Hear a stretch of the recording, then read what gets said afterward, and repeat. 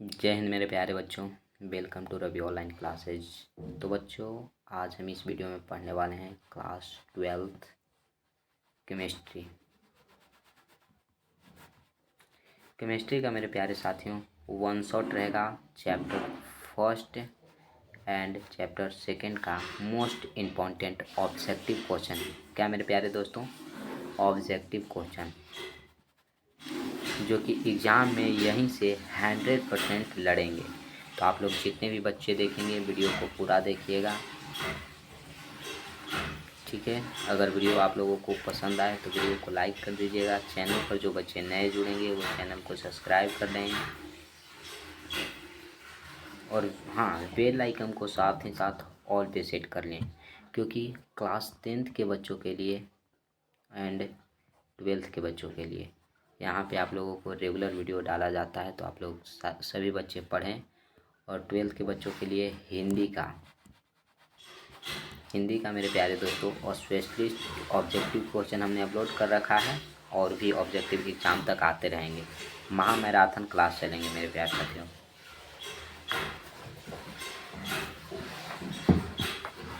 Objective जितने भी आएंगे सभी यहीं से लड़ेंगे। आप लोग वीडियो को रेगुलर देखें, ठीक है। तो स्टार्ट करते हैं। उससे पहले आप लोग शेयर कर दें, अपने दोस्तों के पास शेयर कर दें मेरे प्यारे बच्चों। तो देखिए, पहला चैप्टर केमिस्ट्री का फर्स्ट चैप्टर से प्रश्न है। पहला प्रश्न क्या है? निम्नलिखित में से कौन अक्रिस्टलीय ठोस का उदाहरण है? तो देखिए, अक्रिस्टलीय ठोस वो होता है मेरे प्यारे दोस्तों जिसका एक निश्चित ज्यामितीय आकार हो। क्या हो? निश्चित ज्यामितीय आकार हो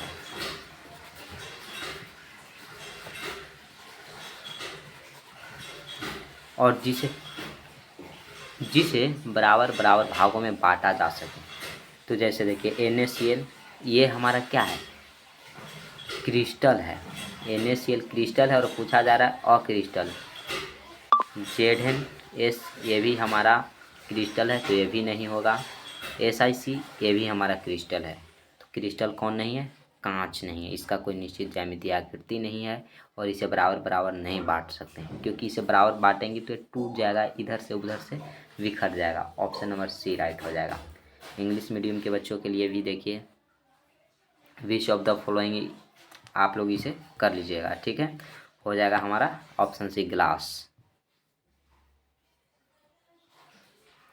क्या है? Which of the following is an example of an amorphous solid? तो यह मेरे प्यारे साथियों ग्लास हो जाएगा। ऑप्शन नंबर सी राइट हो जाएगा। नेक्स्ट प्रश्न देखिए,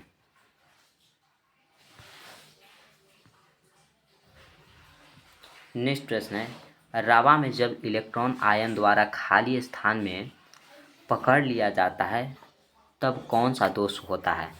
जब मेरे प्यारे साथियों देखिए, ऐसा एक रवा एक ठोस है, इसमें क्या है? कुछ कण है और जब यहाँ से एक कण निकल जाए बाहर, ठीक है, और वहाँ पर एक निकल जाएंगे तो ये तो खाली स्थान हो जाएंगे ना। तो यहाँ पे अगर इलेक्ट्रॉन आकर पकड़ लेते हैं तो ये क्या कहलाता है? तो मेरे प्यारे दोस्तों यह एफ सेंटर कहलाता है। ऑप्शन नंबर हमारा सी राइट हो जाएगा, ठीक है। फ्रैंकल दोष, फ्रैंकल दोष में मेरे प्यारे साथियों ठोस से जो कण हैं वो अंतराकाश स्थान में चले जाते हैं, तो उसे फ्रैंकल दोष कहते हैं। और शॉटकी दोष, जब ठोस के कण धनात्मक और ऋणात्मक समान मात्रा में ठोस से बाहर हो जाते हैं, उसे हम शॉटकी दोष कहते हैं। और ये हमारा एफ सेंटर दोष ठोस हो गया। ऑप्शन नंबर सी हमारा राइट हो जाएगा। नेक्स्ट प्रश्न देखिए, बेरवादार ठोस का उदाहरण है। बेरवादार यानी अक्रिस्टल। रवादार को मेरे प्यारे दोस्तों क्रिस्टल कहते हैं। क्या कहते हैं? रवादार को क्रिस्टल कहते हैं और बेरवादार को अक्रिस्टल। तो देखिए क्या है कि बेरवादार ठोस का उदाहरण क्या है? हीरा, ग्रेफाइट, नमक या रबर। तो मेरे प्यारे बच्चों, हीरा हमारा रवादार है, ग्रेफाइट रवादार है, नमक रवादार है। तो बेरवादार कौन है? Rubber. Option number D right हो जाएगा।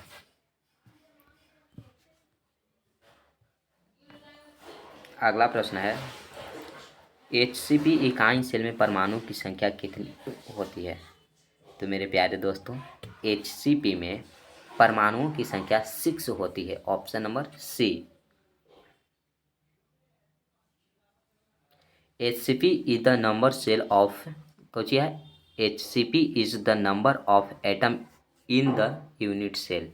तो मेरे प्यारे बच्चों 6 हो जाएगा। ऑप्शन नंबर बी राइट हो जाएगा। नेक्स्ट प्रश्न देखिए, निम्नलिखित में से कौन सा ऑक्साइड लौह चुंबकीय प्रदर्शित करता है? तो मेरे प्यारे बच्चों, CrO2 जो है वो लौह चुंबकीयों को प्रदर्शित करता है। ऑप्शन नंबर आपका ए राइट आंसर हो जाएगा। नेक्स्ट प्रश्न देखिए, अभी तक शेयर नहीं किए हैं तो आप लोग शेयर कर देंगे। अगला प्रश्न, क्रिस्टल होता है, क्रिस्टल मेरे प्यारे बच्चों कितने प्रकार के होते हैं? तो मेरे प्यारे साथियों, क्रिस्टल 4 प्रकार के होते हैं। ऑप्शन नंबर ए राइट हो जाएगा।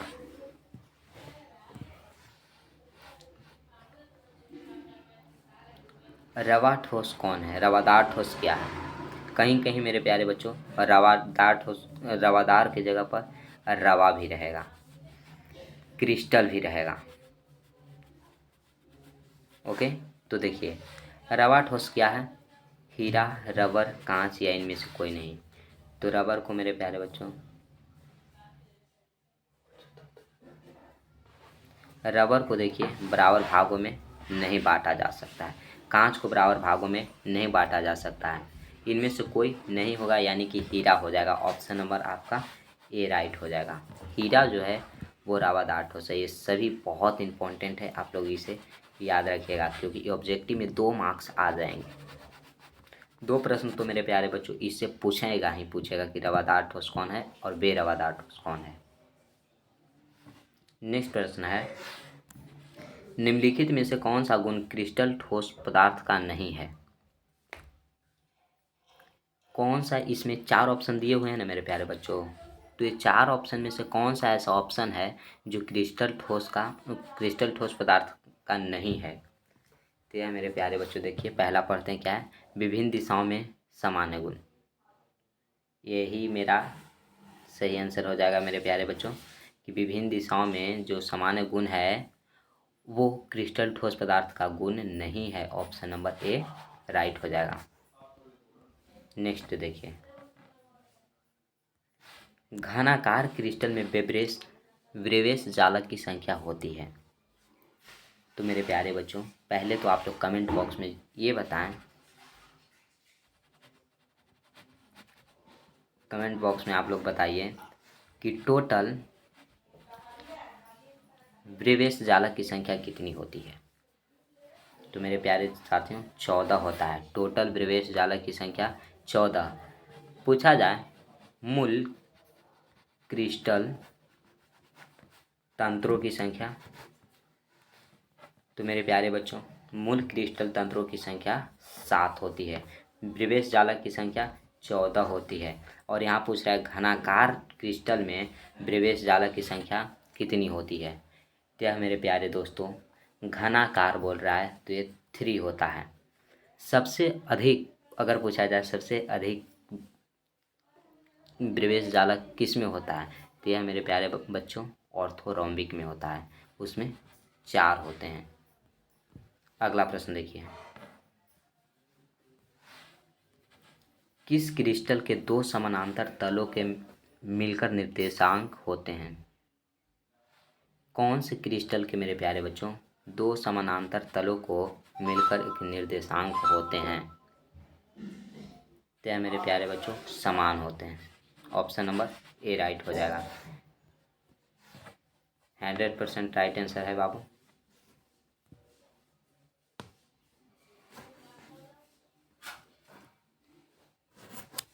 अगला प्रश्न है कि HCP संरचना में पैकिंग प्रभाज होता है। HCP संरचना में मेरे प्यारे साथियों पैकिंग जो प्रभाज होता है वो 0.74 होता है। अगर पैकिंग प्रतिशत पूछता तो 74% हो जाता। ठीक है, ऑप्शन नंबर बी राइट हो जाएगा। HCP या फिर है FCC, एक ही है दोनों।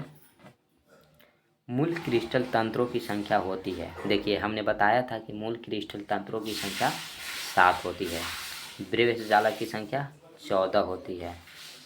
ठीक है,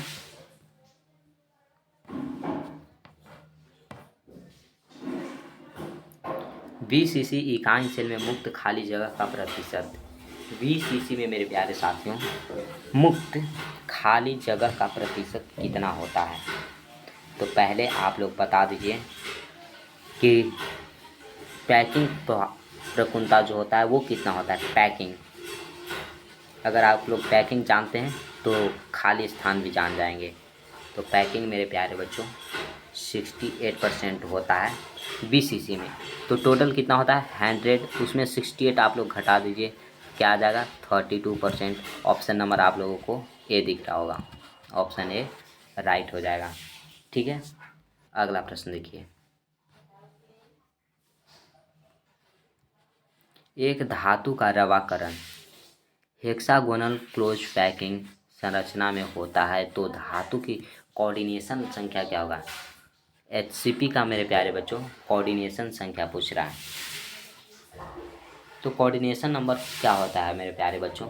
तो 12 होता है। ठीक है, HCP में कोऑर्डिनेशन नंबर 12 होता है, ऑप्शन नंबर ए राइट हो जाएगा।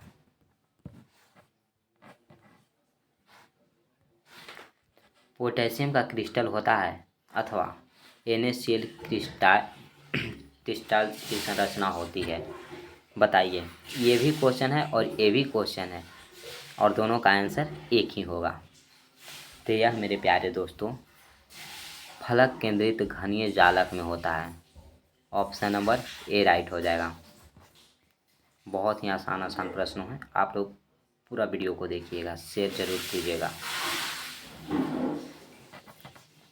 देखिए प्रश्न क्या है, सोडियम क्लोराइड का जालक है। तो मेरे प्यारे दोस्तों सोडियम क्लोराइड का जो जालक है वो अष्टफलकीय होता है, ऑप्शन नंबर आपका बी राइट हो जाएगा। नेक्स्ट प्रश्न पे चलते हैं, अगर कहीं दिक्कत हो तो आप लोग ज़रूर कमेंट बॉक्स में बताइएगा। निम्नलिखित में से किस धातु की समन्वय संख्या 8 होती है?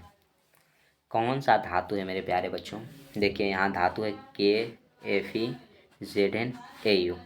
तो इस 4 ऑप्शन में कौन सा धातु है जिसका समन्वय संख्या 8 होता है?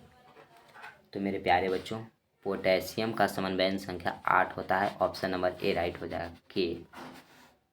नेक्स्ट देखें, ब्रैग समीकरण है, ये मेरे प्यारे बच्चों आप लोग इम्पोर्टेंट टिक लगा लीजिए, ये ज़रूर आएगा।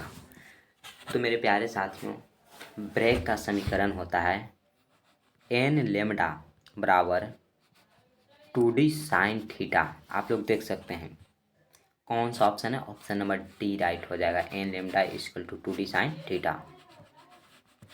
अगला प्रश्न देखिए,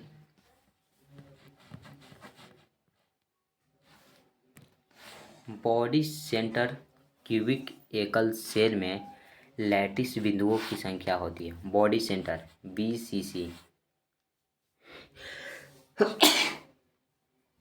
ठीक है मेरे प्यारे दोस्तों कि बॉडी सेंटर क्यूबिक एकल सेल में लैटिस बिंदुओं की जो संख्या होती है वो कितनी होती है? तो मेरे प्यारे बच्चों ये 2 होता है। ठीक है, 8 कोनाओं पर, ये देखिए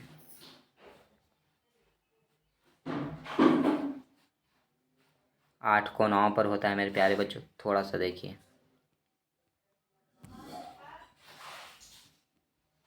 8 कोनाओं पर, और एक होता है फलक पर। तो 8 कोनाओं के लिए 8 इंटू 1/8 प्लस एक फलक पर, तो A1 इंटू 1, 8 से 8 खत्म, 1 + 1 इक्वल टू 2 होता है। ठीक है, तो ऑप्शन नंबर आपका सी राइट हो जाएगा 2। ये थोड़ा ज़्यादा नहीं हो गया, मतलब डीप, ये देखो 2 हमारा राइट आंसर हो जाएगा सी। नेक्स्ट प्रश्न देखिए, सिंपल क्यूबिक एकल सेल की संकुलन क्षमता होती है। सिंपल तो SCC, ठीक है। सिंपल क्यूबिक एकल सेल की संकुलन क्षमता जो होती है मेरे प्यारे साथियों, वो क्या होती है? तो पहले आप लोगों को ये बता देना चाहता हूँ कि आप लोगों को तो जो हिंदी में लिखा हुआ है ना, वो समझ में नहीं आता होगा, ठीक है। इंग्लिश में आप लोग देखिएगा, simple cubic unit cell SCC, ठीक है। The packing potential of simple cubic unit cell is 52%। Option number C right. यहाँ देखिए, और इसी में पूछे खाली जगह तो 100 माइनस 52 तो कितना हो जाएगा 48%। रिक्ति पूछेगा, रिक्ति तो 48 और जो संकुलन क्षमता पूछे 52%। नेक्स्ट देखिए, शॉर्टकी दोष के कारण ठोस का घनत्व है। तो मेरे प्यारे बच्चों देखिए, पहले हम आप लोगों को बता देना चाहता हूँ शॉर्टकी दोष। ये ठोस के कुछ कण हैं, ठीक है। तो शॉर्टकी दोष में से होता है कि एक निगेटिव और एक पॉजिटिव अपने स्थान से एक साथ गायब हो जाते हैं, ये बाहर हो जाते हैं। तो बाहर हो गए तो इसका घनत्व क्या होगा, आप लोग बताइए कमेंट बॉक्स में। तो मेरे प्यारे बच्चों, अगर दो गो कण यहाँ से गायब हो जाए, ये पूरा का जो घनत्व है ना मेरे प्यारे बच्चों, मान लेते हैं कि 10 है, और जब दो गो गायब हो गए तो क्या हो जाएगा, दो गो गायब हो गए यानी कि इसमें से घट जाएंगे, 8 हो जाएंगे। तो इसी तरह घट जाएंगे। और जब फ्रेंकल दोष होता है, उसमें से जो ठोस के कण हैं वो अपने स्थान से यहाँ से हट करके कहीं अंतराकाश स्थान में चले जाते हैं। तो उसका जो घनत्व है वो अपरिवर्तित रहता है, और शॉर्टकी दोष का जो घनत्व है वो घट जाता है। ऑप्शन नंबर बी राइट हो जाएगा। नेक्स्ट प्रश्न देखिए, अगला प्रश्न है कि फ्रेंकल तथा शॉर्टकी दोष होते हैं। तो मेरे प्यारे बच्चों, फ्रेंकल तथा शॉर्टकी दोष एक क्रिस्टल दोष हैं। ऑप्शन नंबर बी राइट हो जाएगा। 100% राइट आपको आंसर दिया जाएगा। और मेरे प्यारे बच्चों, ऑप्शन के निचोड़ के साथ आप लोगों को समझाया जाएगा। अगला प्रश्न है, BCC एकल सेल की संकुलन क्षमता होती है। BCC, तो मेरे प्यारे बच्चों, संकुलन क्षमता BCC का 68% होता है। ऑप्शन नंबर बी राइट हो जाएगा, ठीक है। अगर यहाँ से खाली स्थान पूछे, खाली स्थान तो 100% में से घटा देंगे 100। किसी भी चीज़ अगर पूरा भरा रहेगा तो 100%, खाली रहेगा तो जितना भरा है उतना में से 100% में से घटा देंगे तो हमारा खाली निकल जाएगा। तो 68 है तो ये हमारा 32% हो जाएगा। ओके, ऑप्शन नंबर आपका बी राइट हो जाएगा, 68%। नेक्स्ट प्रश्न देखिए, FCC एकल सेल की संकुलन क्षमता होती है। FCC एकल सेल की जो संकुलन क्षमता होती है मेरे प्यारे बच्चों, वो सबसे अधिक होती है, यानी 74% होता है। और इसमें खाली जगह पूछे, खाली जगह कितना होता है, तो 100 माइनस 74 यानी 26%, ठीक है। खाली जगह 26% और पूरा भरा कितना रहेगा 74%। सबसे कम भरा कौन रहता है, पूछ देगा सबसे कम संकुलन क्षमता किसका होता है। तो मेरे प्यारे बच्चों, सिंपल यूनिट सेल का होता है, SCC का होता है, जो कि 52% केवल भरा रहता है और रिक्ति 48%। इस तरीके से भी क्वेश्चन पूछे जाते हैं। नेक्स्ट प्रश्न देखिए,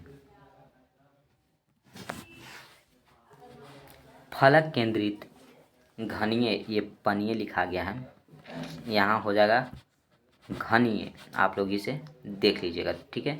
फलक केंद्रित घनीय जालक में एक एकल कोशिका कितनी एकल कोशिकाओं के साथ सहभाजित होती है। तो मेरे प्यारे बच्चों, फलक केंद्रित घनीय जालक में एक एकल कोशिका जो है ना वो 8 कोशिकाओं के साथ सभाजित होता है। ऑप्शन नंबर ए राइट हो जाएगा।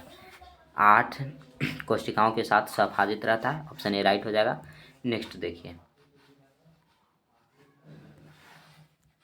एक क्रिस्टल में कितने प्रकार के क्रिस्टल जालक संभव हैं?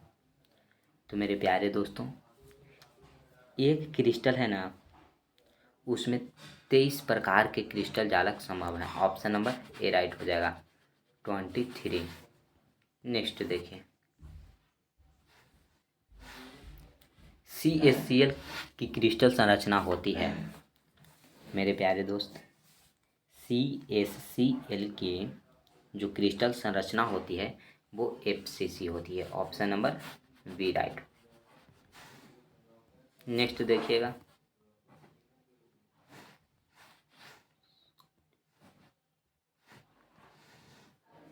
BCC संरचना में पैकिंग दक्षता और वॉयलेट होता है। BCC में मेरे प्यारे बच्चों पैकिंग दक्षता और वॉयलेट यानी कि खाली स्थान, यानी भरा हुआ कितना होता है और खाली कितना रहता है। तो मेरे प्यारे दोस्तों, आप लोग जानते हैं BCC में भरा हुआ रहता है 68% और खाली कितना रहेगा 100 - 68 यानी 32%। तो देखिए 90% 10% ये नहीं होगा, 80% 20% नहीं होगा, 70% 30% नहीं। ऑप्शन नंबर डी आपका राइट हो जाएगा, 68% और 32%। Option number D. नेक्स्ट देखिए, क्रिस्टल में समन्वय संख्या की वृद्धि होती है। क्रिस्टल में मेरे प्यारे दोस्तों समन्वयन संख्या कोऑर्डिनेशन नंबर की वृद्धि होती है। तो यह मेरे प्यारे दोस्तों दाब में वृद्धि से होता है। दाब वृद्धि होगा तो क्रिस्टल में समन्वयन संख्या जो है उसमें भी वृद्धि होता है। नेक्स्ट प्रश्न, डायमंड हीरा, हीरा को इंग्लिश में डायमंड बोलते हैं। तो हीरा में पैकिंग दक्षता और वॉयलेट यानी खाली स्थान की प्रतिशत होता है।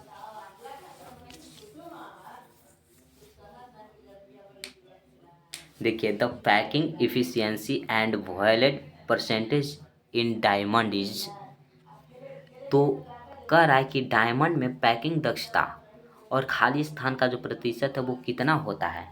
तो मेरे प्यारे बच्चों, हीरा में पैकिंग दक्षता 34%, तो खाली स्थान कितना हो जाएगा 66%। ऑप्शन नंबर ए राइट हो जाएगा। नेक्स्ट देखिए,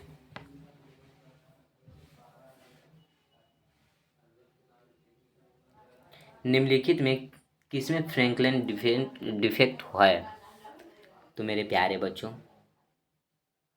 सिल्वर ब्रोमाइड में, किसमें सिल्वर ब्रोमाइड में फ्रैंकल डिफेक्ट होता है। ऑप्शन नंबर डी राइट हो जाएगा। इधर नहीं दिख रहा होगा क्योंकि इधर ही वाइट है और इधर देखिए ग्रीन आपके लिए बैकग्राउंड लिए थे, पर PDF बनाते समय कुछ पेजेस छूट गए थे। ठीक है, अगला प्रश्न देखिए, लेड जिरकोनेट है PbZrO3 है मेरे प्यारे बच्चों, क्या है? आप लोग कमेंट बॉक्स में ज़रूर बताएं। तो यह मेरे प्यारे बच्चों एंटी फेरो इलेक्ट्रिक है। क्या है? लेड जिरकोनेट जो है वो एंटी फेरो इलेक्ट्रिक है। ऑप्शन नंबर ए राइट हो जाएगा। नेक्स्ट देखिए, अगला प्रश्न कि जेड हेनो को गर्म करने पर विद्युत चालकता पर क्या प्रभाव पड़ता है। तो मेरे प्यारे साथियों, अगर जेड हेनो को आप गर्म करते हैं, क्या करते हैं, गर्म करते हैं, उष्मा देते हैं। देखिए जेड हेनो को हम उष्मा देते हैं तो इसकी जो चालकता होती है ना मेरे प्यारे बच्चों वो बढ़ जाता है। क्या होता है? बढ़ जाता है। ऑप्शन नंबर बी राइट हो जाएगा। अगला प्रश्न है, क्रिस्टाइल में तल समतलीय, क्या है, समतलीय, अक्ष समतलीय तथा केंद्र समतलीय की संख्या का अनुपात। तो यह मेरे प्यारे बच्चों 9:5 13:1 होता है। ऑप्शन नंबर सी होता है। ऑप्शन नंबर सी राइट हो जाएगा। अगला प्रश्न देखिए, शुद्ध जल की मोलरता है। तो मेरे प्यारे साथियों, शुद्ध जल की जो मोलरता होती है वो होती है 55.55। ऑप्शन नंबर सी राइट हो जाएगा। 55.55।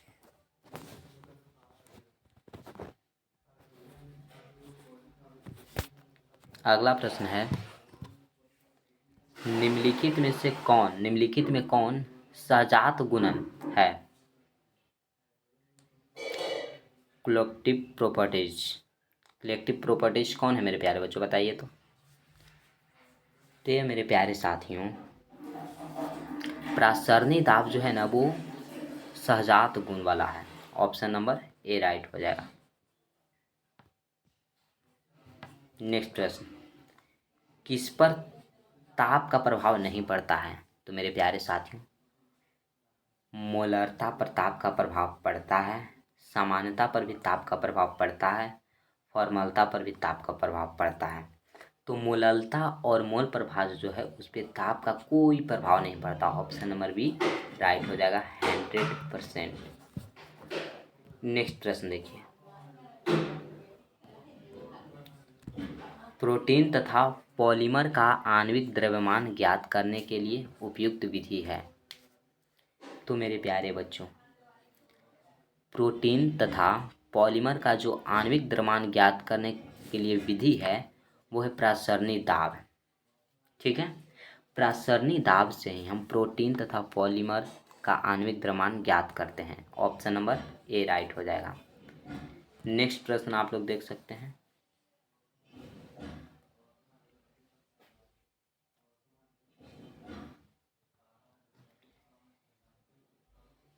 निम्नलिखित में से कौन एंटीफ्रीज का काम करता है? तो मेरे प्यारे बच्चों, एंटीफ्रीज का काम इथिलीन ग्लाइकॉल करता है। ऑप्शन नंबर सी राइट हो जाएगा। नेक्स्ट देखिए, इनमें से कौन राउल्ट नियम से धनात्मक विचलन प्रदर्शित करता है? तो मेरे प्यारे बच्चों, राउल्ट नियम से जो धनात्मक विचलन प्रदर्शित करता है वो है मेरे प्यारे बच्चों benzene plus chloroform. Option number आपका ए राइट हो जाएगा। अगला प्रश्न देखिए, कौन अनुसंख्यक गुणधर्म नहीं है? कौन अनुसंख्यक गुणधर्म नहीं है मेरे प्यारे साथियों? आप लोग जानते हैं तो कमेंट करें। तो ये मेरे प्यारे बच्चों, मोलल उन्नयन स्थिरांक जो है वो अन्य अनुसंख्यक गुणधर्म नहीं है। यानी हिमांक के अवनमन है, प्रासरण दाब है और क्वथनांक में उन्नयन भी है। कौन नहीं है? तो मोलल उन्नयन स्थिरांक जो है वो अनुसंख्यक गुणधर्म नहीं है। नेक्स्ट देखिए, H3PO3 है एक। तो मेरे प्यारे दोस्तों, H3PO3 जो है वो द्विभाषमिक अम्ल है। ऑप्शन नंबर बी राइट हो जाएगा। नेक्स्ट देखिए, निम्नलिखित में से विलयन का जो गुण ताप पर निर्भर नहीं करता है वो क्या कहलाता है? तो पहले ही हमने बताया था बाबू कि ताप पर निर्भर कौन नहीं करता है? तो मोललता ताप पर निर्भर नहीं करता है। तो ऑप्शन नंबर बी राइट हो जाएगा। देखिए, विलयन का जो गुण ताप पर निर्भर नहीं करता है वो मोललता कहलाता है। ऑप्शन नंबर बी राइट हो जाएगा। नेक्स्ट देखिए, जल की मोलरता क्या है? जल की अगर मोलरता देखा जाए तो मेरे प्यारे बच्चों, हमने पहले आपको बताया है कि जल की मोलरता 55.55 होता है, यानी कि 55.5 मोल प्रति लीटर होता है। ये क्या है? मोल प्रति लीटर है। इसी को मेरे प्यारे बच्चों लिखते हैं मोल लीटर इनवर्स। ठीक है, अगला प्रश्न, निम्नलिखित में से किसमें विलयन का अनुसंख्यक गुण नहीं है? ये चार ऑप्शन में बाबू किसमें अनुसंख्यक गुण नहीं होता है, यानी नहीं है, तो यह मेरे प्यारे बच्चों पृष्ठ तनाव में अनुसंख्यक गुण नहीं है। नेक्स्ट देखिए, कुहासा कोलाइडी विलियन है, कोलाइडी विलियन में, कुहासा कोलाइडी विलियन में मेरे प्यारे साथियों द्रव कण गैस में परिक्षिप्त हो रहते हैं। ऑप्शन नंबर ए राइट हो जाएगा। गैस के जो द्रव का जो कण है मेरे प्यारे बच्चों गैस में परिक्षिप्त रहते हैं। Option number A right. अभी तक आप लोगों ने अपने दोस्तों के पास शेयर नहीं किया है और हाँ वीडियो को लाइक नहीं किए हैं तो आप लोग लाइक कर दें। आपके लिए इतना मेहनत कर रहे हैं मेरे प्यारे बच्चों। फर्स्ट चैप्टर का आपके लिए ऑब्जेक्टिव को समाप्त किए और ये हमारा सेकंड चैप्टर का ऑब्जेक्टिव क्वेश्चन आ गया है, वो भी समाप्त होने वाले हैं। तो देखिए अगला प्रश्न क्या है। निम्नलिखित में से कौन अर्धपारगमय झिल्ली से निकल पाते हैं। कौन है बाबू जो अर्धपारगमय झिल्ली जो है ना उसमें से निकल जाते हैं। तो मेरे प्यारे बच्चों विलायक के अणु जो है अर्धपारगमय झिल्ली से निकल पाते हैं। ऑप्शन नंबर ए राइट हो जाएगा। नेक्स्ट देखिए, यदि केसीएल जलीय घोल 100% विघटित होता है तो वान ट हॉफ गुणांक है। तो मेरे प्यारे बच्चों यदि केसीएल जलीय घोल में से 100% विघटित होता है तो वान ट हॉफ गुणांक 2 होता है। ऑप्शन नंबर ए राइट हो जाएगा 2। नेक्स्ट, निम्नलिखित में से किसका हिमांक अवनमन अधिक होता है। तो मेरे प्यारे साथियों हिमांक अवनमन K2SO4 का अधिक होता है। Option A right. नेक्स्ट, मोललता को व्यक्त किया जाता है। तो मेरे प्यारे साथियों मोललता को मोल प्रति केजी में व्यक्त किया जाता है। ऑप्शन नंबर सी राइट हो जाएगा, मोल प्रति केजी। मोल प्रति केजी। नेक्स्ट देखिए, विलयन जिसमें प्रासरण दाब समान ताप पर समान होते हैं कहलाते हैं। विलयन बाबू कौन सा विलयन है जिसमें प्रासरण दाब जो है वो समान ताप पर समान होते हैं। तो मेरे प्यारे बच्चों समप्रासी होते हैं। क्या होते हैं? समप्रासी विलयन में प्रासरण दाब जो है वो समान ताप पर समान होते हैं। ऑप्शन डी राइट हो जाएगा। नेक्स्ट, थर्ड चैप्टर में अब आ गए हैं मेरे प्यारे साथियों। इसमें थर्ड चैप्टर ऊष्मा और विद्युत का अच्छा चालक है। तो मेरे प्यारे बच्चों ऊष्मा और विद्युत का अच्छा चालक ग्रेफाइट होता है। Option C. और ग्रेफाइट एक अधातु है। ओके, आप लोग कमेंट जरूर करें कैसा लगा आप लोगों को वीडियो। अगला प्रश्न देखिए, प्रासरण दाब की इकाई है। तो मेरे प्यारे बच्चों प्रासरण दाब की जो इकाई है वो एटीएम होता है। क्या होता है? एटीएम। इसे ले करके जाइए और अपने एटीएम से पैसे को निकाल करके घर आ जाइए। घर नहीं आइए, क्वेश्चन बैंक ले लीजिए और पढ़िए। अनुचुंबकीय यौगिक में इलेक्ट्रॉन होते हैं। तो मेरे प्यारे बच्चों अनुचुंबकीय यौगिक में जो इलेक्ट्रॉन होते हैं वो अयुग्मित होते हैं। ऑप्शन नंबर बी राइट हो जाएगा। अगले प्रश्न की ओर चलते हैं। समपराश्रित विलयन में समान होते हैं। तो समपराश्रित विलयन में मेरे प्यारे साथियों मोल सांद्रण जो होते हैं वो समान होते हैं। ऑप्शन ए राइट हो जाएगा। नेक्स्ट प्रश्न देखिए, विलयन के अनुसंख्यक गुणधर्मों वे गुण होते हैं जो निर्भर करते हैं।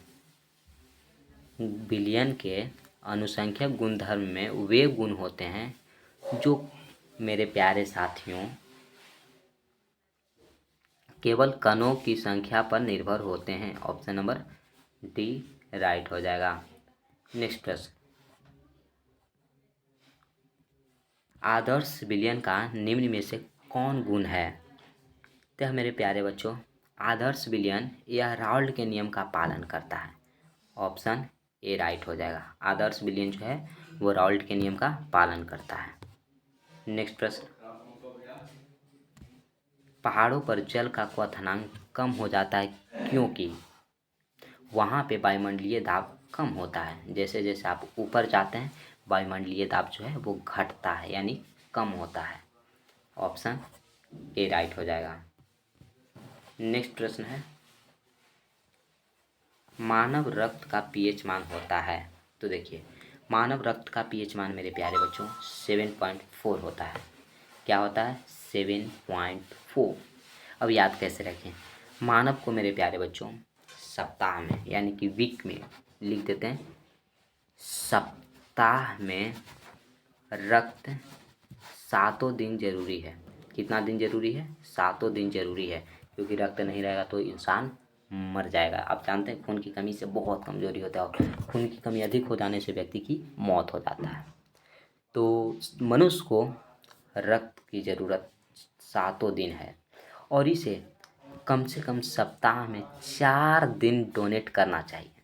तो इसलिए मानव का रक्त का पीएच मान 7.4 होता है। ऑप्शन नंबर सी राइट हो जाएगा। नेक्स्ट देखिए, समुद्र जल का प्रासरित परिसारक दाब लगभग होता है। तो परिसारक दाब को मेरे प्यारे बच्चों एटीएम में व्यक्त किया जाता है। आप लोग पहले प्रश्न आया उसमें हमने बताया। तो जो समुद्र का जल है उसमें परिसारक दाब 30 एटीएम होता है। Option A right. नेक्स्टिंग और फास्टिंग, परमाणु द्रव्यमान बराबर होता है। तो मेरे प्यारे साथियों, परमाणु द्रव्यमान जो है क्या है? परमाणु द्रव्यमान वो परमाणु के इलेक्ट्रॉन की संख्या के बराबर होता है? नहीं। परमाणु के इलेक्ट्रॉन और प्रोटॉन की संख्या के योगफल के बराबर होता है? नहीं। तो परमाणु के न्यूट्रॉन तथा प्रोटॉन के योगफल के, सही बाबू, परमाणु का जो द्रव्यमान होता है ना, परमाणु के न्यूट्रॉन और प्रोटॉन की संख्या के योगफल के बराबर होता है। ऑप्शन सी राइट हो जाएगा। आपेक्षिक वाष्प दाब का अवनमन होता है। तो मेरे प्यारे बच्चों, आपेक्षिक वाष्प दाब का जो अवनमन होता है PO माइनस PS बटा PO।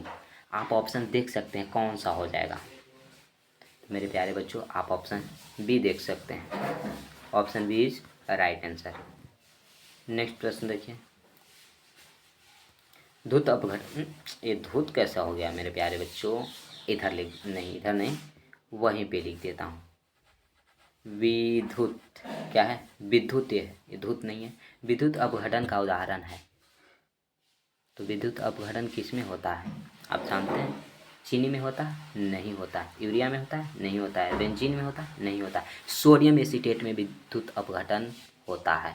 यानी कि विद्युत अपघटन का उदाहरण क्या है? Sodium acetate. Option number B right. Next, समप्रासरी विलयन में समान होता है। समप्रासरी विलयन में मेरे प्यारे बच्चों क्या समान होता है?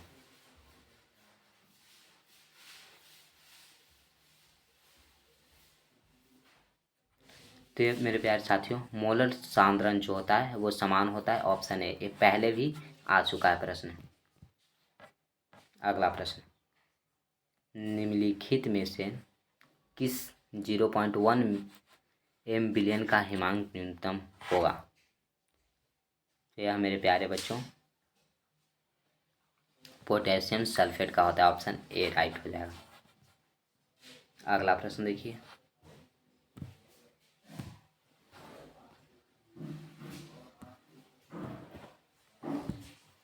गैल्वेनिक सेल में एनोड होता है। गैल्वेनिक सेल जो है ना मेरे प्यारे बच्चों, उसमें एनोड जो होता है वो ऋणात्मक इलेक्ट्रोड होता है। ऑप्शन नंबर ए राइट हो जाएगा। नेक्स्ट देखिए, विद्युत धारा जब किसी चालक से इलेक्ट्रॉन के द्वारा प्रवाहित होती है तो चालक को कहते हैं। अगर मेरे प्यारे बच्चों विद्युत धारा जो है वो किसी चालक से इलेक्ट्रॉन द्वारा प्रवाहित होता है, अगर इलेक्ट्रॉन द्वारा प्रवाहित हो तो धात्विक चालक, ऑप्शन नंबर ए राइट हो जाएगा। ठीक है, तो हमारा इतना ही प्रश्न है, इतना ही प्रश्न है मेरे प्यारे बच्चों। तो थोड़ा सा जूम करके आप लोगों के लिए कुछ लिखना चाहते हैं वो लिख दें। आप लोग भी बहुत ही बेसब्री से इंतज़ार कर रहे होंगे क्या चीज़ लिखने वाले हैं सर। तो देखिए, हम लिखना चाहेंगे पहले कि आप लोगों को वीडियो पसंद आया तो लाइक करें, चैनल पे नए हैं वो चैनल को सब्सक्राइब करें, बेल आइकन को ऑल पे सेट नहीं किए हैं तो सेट कर दें ताकि वीडियो को अपलोड करें उसका नोटिफिकेशन मिले, लाइव हैं उसका नोटिफिकेशन मिले, और अपने दोस्तों के पास ज़्यादा से ज़्यादा शेयर करें। कमेंट बॉक्स में ज़रूर बताएं कि आप लोगों को हमारा वीडियो कैसा लगा। ठीक है, और एक इन्फॉर्मेशन और कि मेरे प्यारे बच्चों, आज से आप लोगों के लिए ट्वेल्थ का केमिस्ट्री, हिंदी, फिजिक्स, ये तीन सब्जेक्ट जो है उसका ऑब्जेक्टिव स्टार्ट हो चुके हैं। जैसे केमिस्ट्री का एक वीडियो आप देख रहे हैं 67 प्रश्नों का। हिंदी का प्रॉपरली हमने पहले से ही पढ़ा रहे हैं, तो हिंदी का तो रेगुलर मिलता है, 1 2 3 बीच हो जाता है तो आप लोग टेंशन ना लें। और फिजिक्स का आपको कल से स्टार्ट हो जाएगा। ठीक है, तो आप लोग जितने भी ट्वेल्थ की तैयारी करने वाले बच्चे हैं वो अपने जितने भी ग्रुप हैं, जितने भी आप लोगों के ग्रुप हैं वहाँ पे इस चैनल को लिंक को आप लोग शेयर कर दें ताकि सभी बच्चे ट्वेल्थ की तैयारी करने वाले यहाँ से ऑब्जेक्टिव पढ़ करके 35 केमिस्ट्री में 35 सही मारें, फिजिक्स में 35 में 35, हिंदी में 50 में 50, क्योंकि क्वेश्चन की मात्रा दुगना है। तो हमें क्या करना है, दुगना है तो जो हमें आएगा वही को टिक आउट करेंगे या क्या करेंगे, या रंग लेंगे, इस तरीके से रंग लेंगे। ठीक है, तो उम्मीद करेंगे कि आप लोग इतना तो हमारे लिए करेंगे कि आप लोग शेयर करेंगे अपने दोस्तों के पास। कम से कम इस वीडियो पर 1 के व्यू आना चाहिए। कितना मेरे प्यारे बच्चों, 1 के व्यूज आने चाहिए ताकि आपके लिए अगले वीडियो में और भी मेहनत से वीडियो बनाएं। और अगर आप लोग लाइव देखना चाहते हैं, लाइव में जोड़ना चाहते हैं तो आप लोग ज़रूर कमेंट करें। ठीक है, तो फिर मिलते हैं अगले वीडियो में। आज के लिए बस इतना ही। जय हिंद मेरे प्यारे बच्चों, पढ़ते रहिए और अच्छे मार्क्स की चयन कीजिए।